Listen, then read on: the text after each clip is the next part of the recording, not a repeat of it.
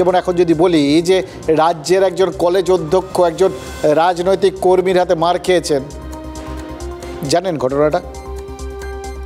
এই জানেন বললে আপনারা বলবেন না ঠিক জানি কি না, মানে ঘটনাটা চেনা চেনা লাগছে, লাগবেই তো।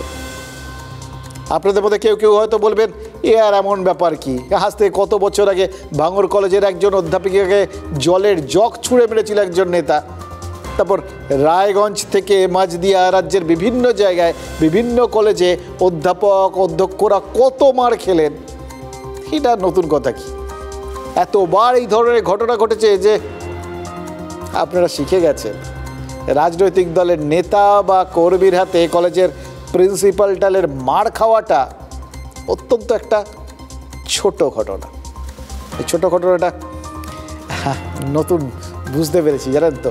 এই আজকে আমার ধারণা সংজ্ঞায় ভুল করছি না, ওই মানস ভূঁইয়ার মুখে শুনছিলাম ছোট্ট ঘটনা, তারপর থেকে এবং কোন ঘটনাকে উনি মানে বলেছেন ছোট ঘটনা, সবাই ভেবেছিল উনি কসবার ঘটনাটাকে ছোট বলেছেন।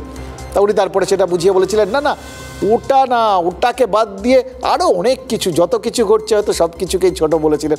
তাই আমরা ঠিক করেছি হ্যাঁ যে যে ঘটনাগুলোকে মনে হবে ছোট ঘটনা একবার মানসবাবুর নাম করব।